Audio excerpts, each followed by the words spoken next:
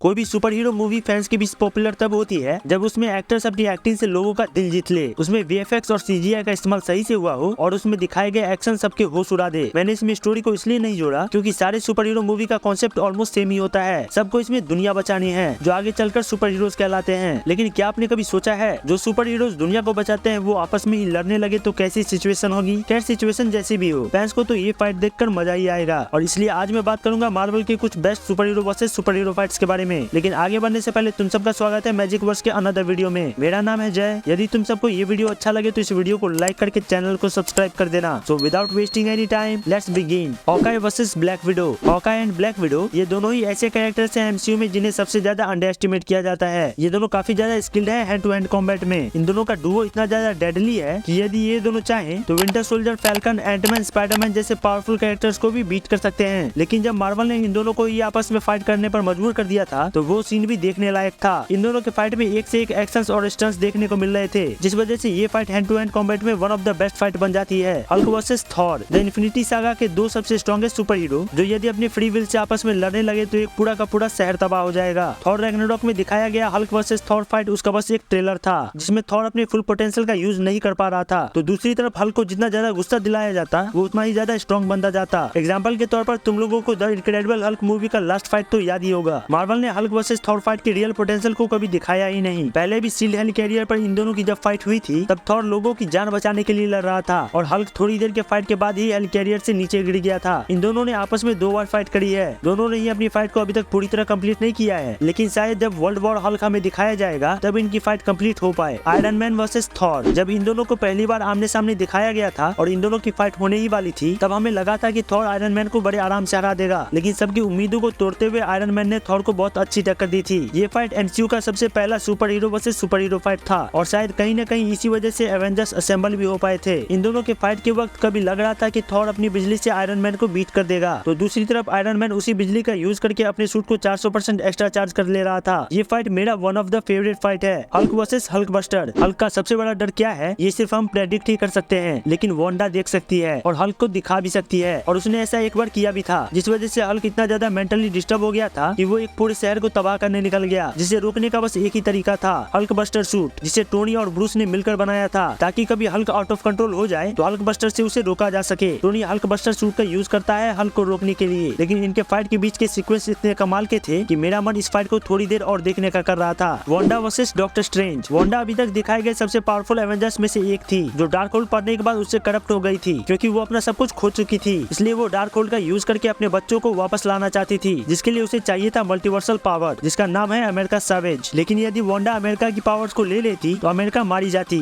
और doctor strange ऐसा नहीं चाहते थे, इसलिए डॉक्टर स्ट्रेंज और अर्थ के सबसे बेस्ट सॉर्सरर मिलकर वांडा का सामना करते हैं। भले ही सारे सॉर्सरर इस फाइट में हार जाते हैं, लेकिन ये फाइट इतनी ज्यादा औसम थी कि मेरे हिसाब से ये फाइट फेज 4 की one of the best fight कहलाई जाएगी। Iron Man versus captain and बकी। सिविल वॉर एक ऐसी मूवी है जिस वजह से फैंस का interest super hero versus super hero fights की तरफ बढ़ा। ये एक सोलो मूवी होने के बाद भी इसमें 10 से भी ज्यादा सुपर हीरोज दिखाए गए, जिस वजह से मूवी में ऐसे ऐसे फाइट्स दिखाए गए जिसे फैंस ने सिर्फ इमेजिन ही किया होगा और इस चीज को जस्टिफाई करती है iron Man versus captain and बकी की फाइट, जहाँ बकी इसलिए लड़ रहा था क्योंकि वो लड़ना नहीं चाहता था। कैप्टन अपनी गलती मानकर अपने दोस्त को बचा रहा था और आयरन मैन अपने पेरेंट्स के किलर से रिवेंज ले रहा था। ये फाइट जितना ज्यादा इंटेंस और एक्शन से भरा हुआ था उतना ही ज्यादा इमोशनल भी था और इसी वजह से ये फाइट आज तक की सबसे best superhero versus superhero fight है। Team Iron Man versus team Captain America. Captain America Civil War एक सोलो मूवी होने के बाद भी कैप्टन की कम और एवेंजर्स की फिल्म ज्यादा लग रही थी। इस मूवी में वही सब कांड हुए थे जैसा कि हमने कॉमिक्स में देख रखा है। सोकोविया पर हमला होने के बाद दुनिया भर की सरकार ने एवेंजर्स और सुपर हीरोज के ऊपर कई तरह के रेस्ट्रिक्शन लगा दिए, जिसमें चाहे सिचुएशन कैसी भी हो हीरोज वही करेंगे जो सरकार चाहेगी। कैप्टन अमेरिका इस बात के लिए अग्री नहीं करते हैं क्योंकि शायद इससे हीरोज वहाँ नहीं जा पाएंगे जहाँ उनकी सबसे ज्यादा जरूरत होगी, लेकिन आयरन मैन समझौते के लिए मान जाता है। टोनी के हिसाब से हीरोज दुनिया में घूमते रहे तो दूसरा सोकोविया हादसा होने से कोई नहीं रोक पाएगा। इसी बात को लेकर कैप्टन और टोनी के बीच जंग छिड़ जाती है और हमें आज तक की सबसे great super hero versus super hero battle दिखाई जाती है, जहाँ एक तरफ कैप्टन की टीम में वांडा, बकी, फैल्कन, एंटमैन और हॉकाई थे तो वहीं टोनी की टीम में black window, Spiderman, vision, war machine और ब्लैक पैंथर थे। तो दोस्तों ये था एक लिस्ट मार्वल के सबसे best superhero versus super hero fights का। आपको ये वीडियो कैसी लगी हमें कमेंट में जरूर बताना, साथ में इस वीडियो को लाइक करके चैनल को सब्सक्राइब कर देना। मिलते हैं नेक्स्ट वीडियो में।